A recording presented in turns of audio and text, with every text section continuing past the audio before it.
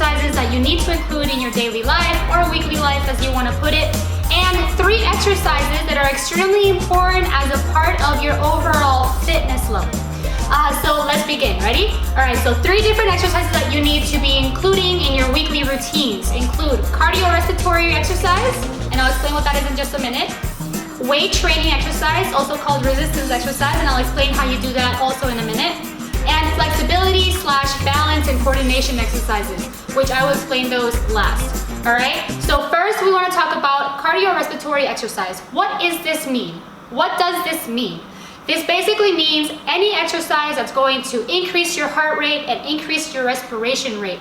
It's meant to get your heart pumping faster. This is good for your heart. It's really, really good because it's going to help your heart work much, much better in your daily life, in your overall daily activities. So what's important to know about cardiorespiratory exercise is that there are 2 different types. There is moderate exercise, also called moderate intensity exercise, or vigorous intensity exercise. So the really neat thing here is to know that depending on how you do whatever exercise you're doing determines whether you're doing moderate or vigorous. The recommendations on how much of this to do during a week is very different. So for example, let's say moderate intensity exercise, and I'm going to give you examples of these right after I finish explaining what it is. It's recommended that you do a total of 150 minutes a week of moderate intensity exercise.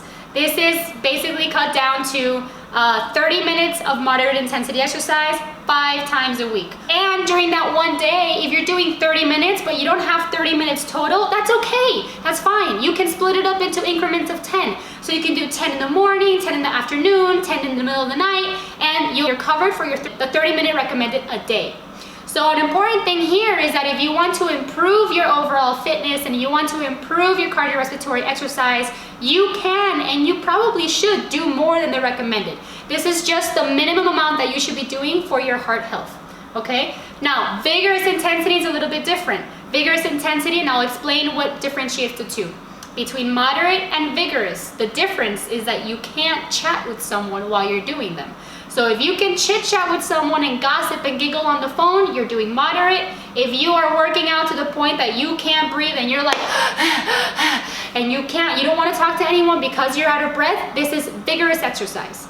The recommended amount of vigorous exercise a week is 75 minutes. So you can do it whichever way you would like, all right? Next, now I'm going to give you examples of exercises that are really good cardiorespiratory exercises to be doing. Swimming, spinning classes, bicycles, jogging, running, even going dancing with your friends. That's cardio. I mean, have you not ever broken a sweat from dancing? I know I have, and I think it's a fantastic way because you're socializing and at the same time you're working out. So you're kind of like checking multiple areas of your life. Exercise, social life, perfect. All right, so what kind of exercises do I like doing myself? I like running, I like jogging, I like biking, I like rollerblading. That's another really good one. Swimming is fantastic. Obviously, I love dancing. I'm Colombian, I can't help it. So those are really good examples. Like I said, don't forget, the thing that differentiates which one you're doing is how easy you can chat with someone, all right? So if you can jog and you've never jogged before and you're out of breath, for you, it's vigorous. But if you are a long distance runner or if you are a sprinter and you're jogging and you can talk on the phone for hours with someone while you're doing it, you're doing moderate. Okay, so it also depends on your fitness level. Don't forget not to push yourself and don't compare yourself to other people's fitness levels because what matters most is your fitness, not anyone else's, okay? All right. Next kind of exercises that I'm going to be talking about is resistance training or weight training. So the really, really good thing about weight training exercises, it's going to help your muscles get stronger. And when your muscles get stronger, the huge benefit of this is that it's going to improve your bone strength as well, because your bone, your skeleton, is there to support your muscles. So as your muscles grow and they become stronger, your bones have to adapt to also provide strength for your muscles. And so it's going to improve your bone strength, which is fantastic. A really cool fact about me about weight training is that I didn't always know what I was doing in the gym. I had no idea how many reps I should be doing. I didn't even know what reps were. I didn't know how much weight I should be lifting. I thought I should be like dying and shaking like a crazy person. I had no idea. I always had this whole misconception of, God, a girl lifting weights is going to look super buff and like Arnold Schwarzenegger kind, and you know, that's not true. A lot of your results and what your body looks like also depends on what you're eating. So don't fall into this common misconception that if you weight train, you're going to look very muscular, very masculine, and you're going to lose your feminine curves, because it is just not true, okay? So how do you do this? Reps are basically the number of times you repeat the motion. So if I'm doing bicep curls, which means I'm curling my biceps, if I'm doing these, if I do 15, that counts as 15 reps of the set. You can do usually 3 to 4 sets. What does a set even mean? A set is a number of times you repeat a specific number of reps. I'm confusing you. Okay, so say I want to do bicep curls. I'm going to do 4 sets. So I'm going to do 4 different times, 15 repetitions. So 4 times 15. So 15 reps, repeat that 4 times. Those are your 4 sets. Okay, so what is recommended is that you do between 8 to 10 exercises during your weight training. Different exercises, not sets, don't confuse. And that you do between 3 to 4 sets of the exercises. The number of reps you do depends on what you want to do. So if you want to increase endurance and definition, you want to use low weight, and you want to increase the number of repetitions. So you want to do 15 to 20 reps, really, really low weight. Not easy that you're just like, oh, I'm not doing anything. But that you can do it easily, but that by the end, you're sore, okay? And then if you want to build muscle, if you want to build strength, if you want to be able to lift heavier later on, you want to do less reps, heavier weight. So for me, if I want to define, I'll use 10 pounds to do bicep curls, and I'll do that 15 times on each arm, and I'll repeat that 4 times. If I want to build strength, I'll try using 15 pounds or 12 pounds, and I'll do that 8 to 10 times.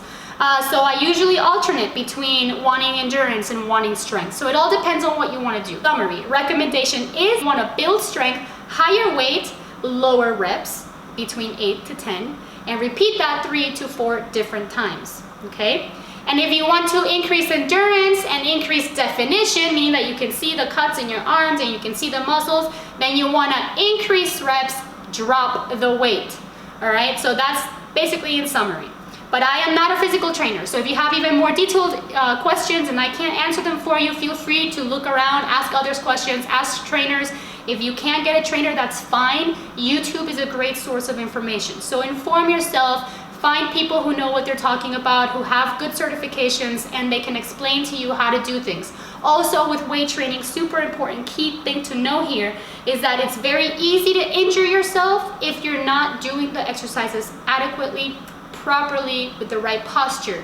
You might think you're exercising your bicep, but if your posture is wrong, you might be exercising something else, putting inappropriate strain on your joints and on your muscles, and you could just injure yourself. Not good, no bueno. So what you want to do is make sure you're doing it the right way, and if you don't know how, find out, okay? YouTube is there for you to support your fitness. All right, so basically that's a summary of resistance training. Another really great type of exercise that you must include, because it is recommended that you include, is both flexibility, coordination, and stability, especially balance. This is good, especially when you're going into older age. Why is this good? In older age, you lose a lot of your bone mass. You use a lot of your muscle mass. And so what you want to do to prevent falls, which is the most important thing to do once you're getting older, is you want to prevent falls and increase your bone strength. Because if you're young and you fall, no big deal, you get back up, brush it off, and you're fine, you giggle with your buddies. But if you're older and you fall, maybe nothing happens, you just get a really nasty bruise, and people would be like, oh my God, you're so clumsy. But sometimes you can fall and you can break something, and you do not want to break your hip, you do not want to break your kneecap, you don't want to break your wrist or your arm or your leg, you don't want to break any bones. So the way you do that is by engaging in these types of exercises, resistance training. You want to be doing yoga and Tai Chi. Tai Chi and yoga are great for balance. And you want to be doing exercises that include flexibility, like yoga, like Tai Chi, all these kinds of things, because it's going to act against gravity. This has been shown to improve the most in your bone strength. Exercises that work against gravity. Sure, you can do this and that's weight training, that's fine, but if you're doing push-ups, that's even better. If you're doing squats, that's better. If you're doing lunges, that's better. Anything that includes your body weight against gravity is going to improve your muscle strength, it's going to improve your bone strength, it's going to improve your stability and your coordination, decrease your falls, and decrease your risk of injury, which are the things that you want to avoid at all costs, especially as you're getting older. Okay, so those are the 3 kinds of exercise. But about flexibility, how often should you do it? So recommendations are to do about 10 to 30 seconds per stretch, and repeat that for a total of 60 seconds of stretching per stretch position. So you want to do this about 2 to 3 times a week, and you also want to be doing the coordination and the resistance against gravity exercises for balance about 20 to 30 minutes per day. This includes things like yoga and Tai Chi. So there you have it, the recommendations, what you can do.